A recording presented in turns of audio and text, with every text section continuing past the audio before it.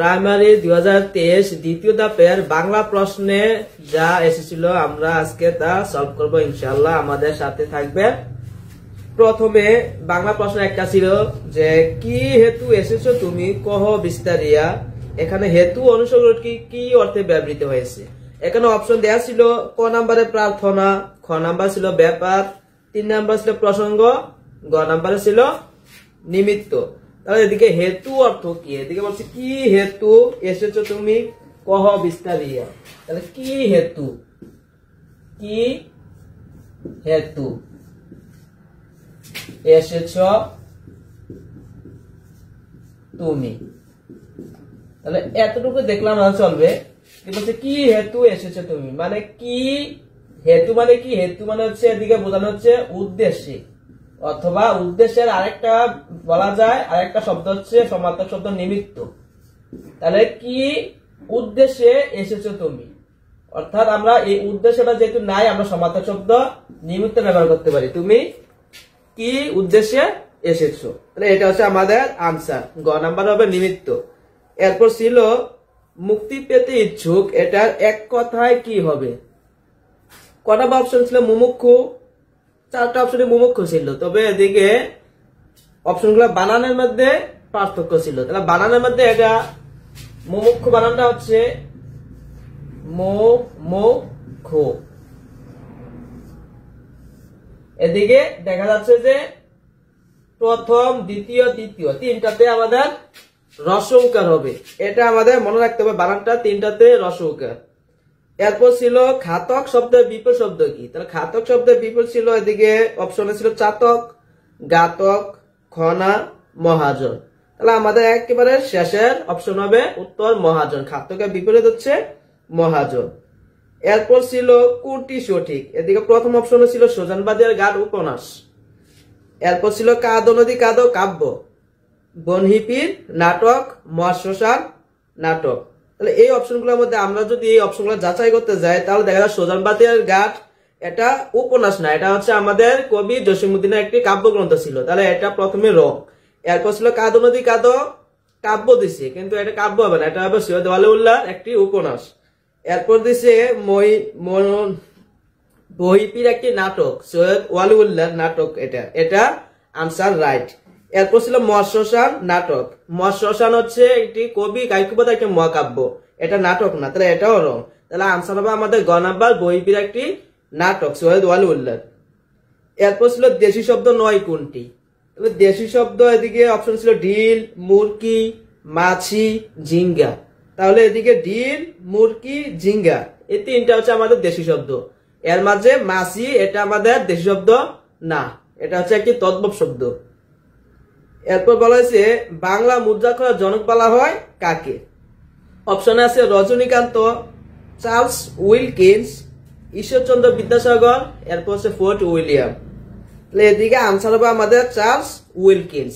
Charles উইলকিন্সকে Bangla মুদ্রাক্ষরের জনক বলা হয়। তিনি 1778 সালে হুগলি জেলাতে প্রথম ছাপাখানা বাংলা ছাপাখানা প্রতিষ্ঠা করেছিলেন এবং বাংলা অক্ষরের নকশা করেছিলেন। তবে তিনি মুদ্রাক্ষরের জনক না, বাংলা মুদ্রাক্ষর খোদাই করছে কিন্তু আবার পঞ্চানন কর্মকার। এরপর বলা হয়েছে সারাংশ কোন পুরুষে লিখতে হয়। তার সারাংশ এদিকে মধ্যম আছে, প্রথম, সবগুলো উত্তম। আমাদের আনসার হবে সারাংশ প্রথম পুরুষে লিখতে। প্রথম পুরুষ, মধ্যম পুরুষ, উত্তম পুরুষ মানে হচ্ছে প্রথম পুরুষ হচ্ছে যেটা আমরা ফার্স্ট পার্সন বলি যেমন আমি, আর মধ্যম পুরুষ হচ্ছে যেটা সেকেন্ড পার্সন বলি মানে তুমি, উত্তম পুরুষ হচ্ছে যেটা আমিও না তুমিও না অন্য কে বোঝানো হয় যেমন থার্ড পার্সন, এটাকে বলে উত্তম পুরুষ। তাহলে সারাংশ আমাদের প্রথম পুরুষে লিখতে হয়। এরপর হর্ষণ শব্দ অর্থ হচ্ছে দেখা, হাসা, চাষ, আনন্দ। হর্ষণ শব্দ অর্থ হচ্ছে আমাদের আনন্দ হবে সঠিক উত্তর। এরপর ছিল মৃন্ময়ী রবীন্দ্রনাথ ঠাকুরের কোন ছোট গল্পের নায়িকা। তা মৃন্ময়ী হচ্ছে এদিকে অপশন আছে হৈমন্তী, খ নাম্বার আছে সমাপ্তি, এরপর হচ্ছে দেনা পাওনা, এরপর হচ্ছে পোস্ট মাস্টার। তাহলে হৈমন্তী হচ্ছে ছোট গল্পের নায়িকা ছিল, হৈমন্তী নায়ক ছিল অপু, এটা আমাদের হবে না, ফার্স্টে রং। এরপর সমাপ্তি গল্পের ছোট গল্পের নায়িকা ছিল মৃন্ময়ী, এটা হচ্ছে আমাদের রাইট আনসার। আর গ নাম্বার দেনা পাওনা, দেনা পাওনার কিন্তু আমাদের এটা না, দেনা পাওনার নায়িকা ছিল নিরু, আর পোস্ট মাস্টার নায়িকা ছিল রতন। তাহলে এগুলা রং। তাহলে আমাদের আনসার হবে সমাপ্তি, সমাপ্তি ছোট গল্পের নায়িকা মৃন্ময়ী।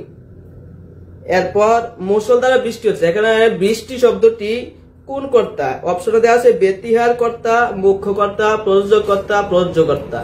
তাহলে এখানে ব্যতিহার কর্তা হচ্ছে একটা উদাহরণ আমরা বলতে পারি। ব্যতিহার কর্তা হচ্ছে যেমন দুইজন কর্তা থাকবে, দুইজনে মিলে একটা কাজ করবে। যেমন এদিকে লিখলাম রাজার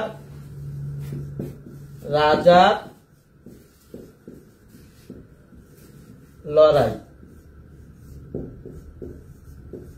তাহলে রাজা লড়াই বলতে এদিকে কর্তা আছে দুইটা, দুইজনে মিলে একটা কাজ করতেছে, লড়াইয়ের কাজ। তাহলে যখন দুইজন কর্তা একটা সেম কাজ করবে তখন এটাকে বলা ব্যতিহার কর্তা। তাহলে এটা আমাদের আনসার হবে না। এরপর মুখ্য কর্তা। মুখ্য কর্তা হচ্ছে যে একজন কর্তা ওই একজন কর্তাই কাজটা করবে। যেমন এদিকে বলছে মুষলধারে বৃষ্টি হচ্ছে, তাহলে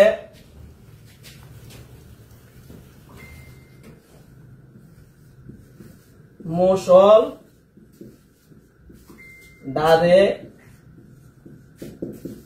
বৃষ্টি হচ্ছে। তাহলে এদিকে এই যে বৃষ্টি হওয়ার যে কাজটা, এটা কিন্তু বৃষ্টি নিজেরটা নিজে হচ্ছে। তাহলে নিজের কাজ নিজে করলে তখন এটা হচ্ছে আমাদের মুখ্য কর্তা। তাহলে এটা হচ্ছে আমাদের রাইট আনসার। আমাদের হবে উত্তর হবে মুখ্য কর্তা। আর প্রযোজ্যকর্তা হচ্ছে কি? প্রযোজ্যকর্তা হচ্ছে যে কাজটা নিজে করে না অন্যকে দিয়ে করায়। যেমন শিক্ষক ছাত্রকে পড়াচ্ছেন, তো ছাত্র কিন্তু নিজে পড়তেছে না, ছাত্রকে পড়াচ্ছে শিক্ষক, আরেকজনের দ্বারা করতেছে, যেটাকে আমরা পেসিভ ভয়েসের একটা বলতে পারি, যে নিজের কাজ নিজে করে না অন্যজনের দ্বারা করে, ওইটাকে বলা হয় প্রযোজ্যকর্তা। এরপরে বলছে আমার জ্বর লাগছে, এটি কোন ধরনের বাক্য? এদিকে অপশনে ছিল দ্বিরুক্ত, মিশ্র, সরল, যৌগিক। তাহলে আমরা জানি বাক্যের তিনটা প্রকারের ভিতর আছে, মিশ্র হয়, সরল হয়, যৌগিক হয়। এদিকে দ্বিরুক্ত কিন্তু আমাদের প্রকার বিরুদ্ধে নাই। তাহলে মিশ্র হচ্ছে যেটা আমরা কমপ্লেক্স সেন্টেন্স বলি, কয়েকটা অব্যয় আছে, ওই অব্যয়গুলো থাকলো মিশ্র বাক্য। যেমন যা, যে, যেথায়, এরকম অব্যয় থাকে। আর যৌগিক বাক্য হচ্ছে যেটা কম্পাউন্ড সেন্টেন্স, যেমন কিন্তু, অথবা, নতুবা, এই অব্যয়গুলো থাকে। যদি এই অব্যয়গুলো না থাকে তাহলে এটা আমাদের সরল বাক্য হয়। আর সরল বাক্য আরেকটা চেনার উপায় হচ্ছে সাবজেক্ট থাকবে একটা, ভার্ব থাকবে একটা। কমপ্লেক্সে সাবজেক্ট থাকে দুইটা, ভার্ব থাকে দুইটা। আর কম্পাউন্ড সেন্টেন্স যেটা যৌগিক বাক্য, সেই ক্ষেত্রে সাবজেক্ট থাকবে একটা, তোমার ভার্ব থাকবে দুইটা। তাহলে এদিকে এটা হচ্ছে আমাদের সরল বাক্য। আমার জ্বর লাগছে, এদিকে জ্বর লাগা, ভার্ব একটা, আমার ব্যক্তিও একজন, তাহলে এটা হচ্ছে সরল বাক্য। এরপর আছে নিমরাজি শব্দের নিম কোন উপসর্গ? এদিকে আছে তৎসম, তদ্ভব, বিদেশি, বাংলা। তাহলে আমরা জানি ফার্সি উপসর্গ আছে 10টি। 10টি ভিতরে আছে কার, এদিকে আমি লিখি 10টি উপসর্গ হচ্ছে কার, দর, বে, কম, বর, না, ফি, বর, নে। তাহলে কার, ধরবে, কম, বর, না, ফি, বর, নে। মানে কারে ধরবে, কম, বর, না, ফি বাবদ যে খরচটা এটা তো নেইবা। তাহলে এই ক্ষেত্রে আমরা এটা দিয়ে আমরা মনে রাখতে পারি, কার হচ্ছে একটা ভাষা উপসর্গ, দর একটা, বে, কম, বর একটা, আবার শুধু ব একটা, না, ফি, বর, নে। তাহলে কয়টা হয়েছে? 1 2 3 4 5 6 7 8 9 10। এই 10টা হচ্ছে আমাদের ফার্সি উপসর্গ। তাহলে এদিকে বলছে নিম উপসর্গ, এই যে নিম উপসর্গ হচ্ছে আমাদের ফার্সি উপসর্গ। তাহলে ফার্সি দেশি উপসর্গ ছাড়াও যেগুলো আছে সবগুলো ফার্সি হোক, আরবি হোক, হিন্দি হোক, সবগুলোকে বিদেশি উপসর্গের ধরা হয়, অন্তর্ভুক্ত। এরপর বলছে কোন কবির মাতাও একজন কবি? তাহলে আছে আহসান হাবীব, বিষ্ণু দে, শামসুর রহমান, জীবনানন্দ দাশ। আনসার হবে আমাদের জীবনানন্দ দাশ, কারণ জীবনানন্দ দাশের মাতা হচ্ছে কুসুম কুমারী দাস, বিখ্যাত একজন কবি। ওনার একটা কবিতা আছে আদর্শ ছেলে। আদর্শ ছেলে যেমন আমরা অনেকে পড়ছি, আমাদের দেশে হবে সেই ছেলে কবে, কথায় না বড় এই কাজে বড় হবে। এই কবিতা হচ্ছে কুসুম কুমারী দাসের, আর ওনার ছেলে হচ্ছে জীবনানন্দ দাশ। তাহলে আনসার হবে জীবনানন্দ দাশ। দুটি বাক্যের মধ্যে অর্থের সম্বন্ধ থাকলে কোন বিরাম চিহ্ন বসে? কোলন, হাইফেন, কমা, সেমিকোলন। আনসার হবে আমাদের সেমিকোলন। কারণ সেমিকোলনে কয়েকটা রুলস আছে, যেমন সংযোজক অব্যয় যেটা বলে, সংযোজক অব্যয় যেমন এবং, মানে আমি এটা করেছি এবং ওইটা করেছি, মানে একটা বাক্যের সাথে আরেকটা বাক্য সংযোগ করে ওই অব্যয়গুলো বাদ দেওয়ার জন্য আমাদের এই সেমিকোলন বসে। যেমন আমরা বলতে পারি আমি বই পড়েছি এবং লেখাটা লিখেছি, তাহলে এবংটা বাদ দিয়ে আমরা লিখতে পারি আমি বই পড়েছি লেখাটা লিখেছি সেমিকোলন দিয়ে। আমি বই পড়েছি, এরপর আমরা এবং না দিয়ে, এবংটাকে না দিয়ে আমরা সেমিকোলন দিয়ে লিখতে পারি, এবংটা না দিয়ে। আমি বই পড়েছি, আবার লিখলাম গোসল করেছি।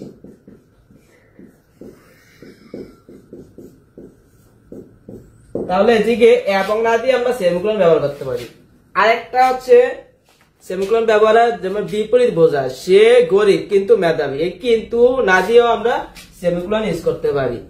তাহলে এদিকে আনসার হবে আমাদের সেমিকোলন। এত বলছে নিচে কোনটি শরৎচন্দ্র চট্টোপাধ্যায়ের সাহিত্য চরিত্র নয়? তাহলে সাবিত্রী, গফুর, ষোড়শী, এই তিনটা হচ্ছে শরৎচন্দ্র চট্টোপাধ্যায়ের গল্পের চরিত্র। কিন্তু এগুলোর মধ্যে আমাদের সুরবালা একটা অপশন আছে, সুরবালা ক নাম্বারে। এই সুরবালা হচ্ছে রবীন্দ্রনাথ ঠাকুরের এক রাত্রে একটা ছোট গল্প আছে, ওই এক রাত্রে ছোট গল্প চরিত্র হচ্ছে সুরবালা। তাহলে অপশনে খ হচ্ছে রাইট, সুরবালা। উপসর্গের কাজ কি? উপসর্গের কাজ এদিকে অপশন আছে নতুন শব্দ গঠন করা, শব্দের বিরতি প্রদর্শন, শব্দের লক্ষণ দেখানো, কোনটি নয়। তা উপসর্গের কাজ আমরা অনেকে জানি। উপসর্গের কাজ হচ্ছে কি, যেটা উপসর্গ মানে হচ্ছে কোন একটা শব্দের আগে বসে নতুন একটা শব্দ গঠন করে। যেমন দ্বীপ, দ্বীপ হচ্ছে আমাদের মেন শব্দ।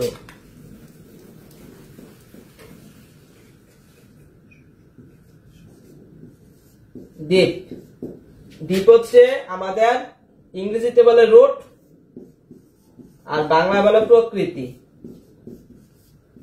মানে যেটা আমাদের মেন বডি।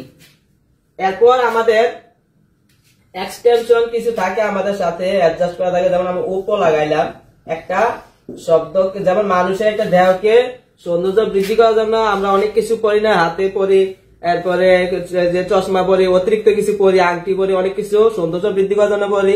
সেম এই মূল শব্দের সাথে সৌন্দর্য বৃদ্ধি করার জন্য বা নতুন শব্দ গঠন করার জন্য অনেক কিছু বসে। তাহলে নতুন শব্দ গঠন করার জন্য সামনে দিয়ে যেটা বসে এটাকে বলা হয় উপসর্গ, আর বাংলাতে এটাকে বলা হয়, ইংলিশে বলা হয় প্রিপজিশন।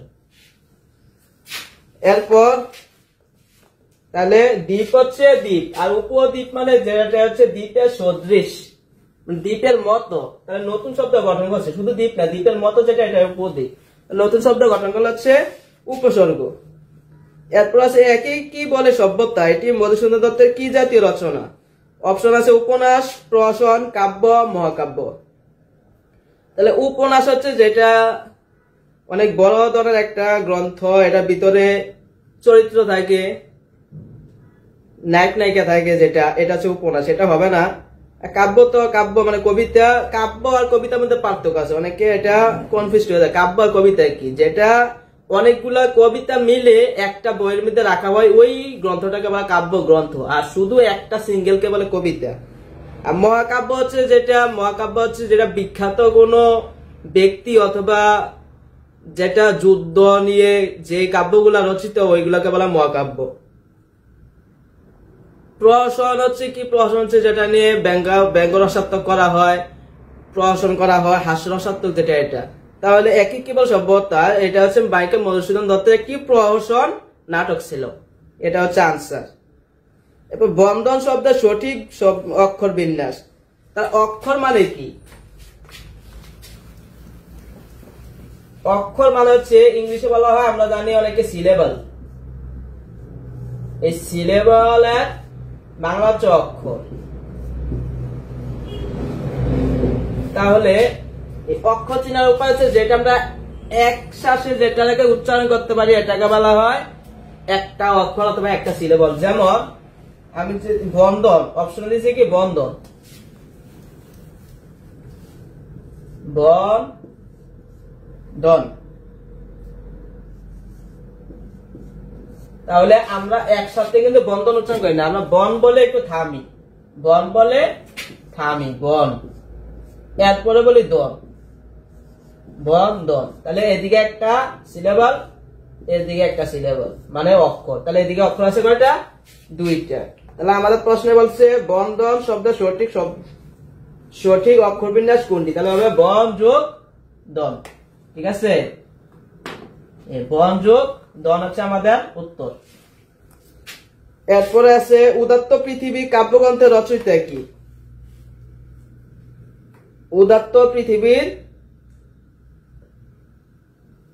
পৃথিবী কাব্যগ্রন্থ এদিকে অপশন আছে সুভাষ মুখোপাধ্যায়, কবি আল মাহমুদ, এরপর আছে সুফিয়া কামাল, এরপর আছে সিকান্দর আবু জাফর। তাহলে আনসার হবে আমাদের উদাত্ত পৃথিবী কাব্যগ্রন্থ হচ্ছে সুফিয়া কামালের একটি বিখ্যাত কবিতা। ধন্যবাদ সবাই।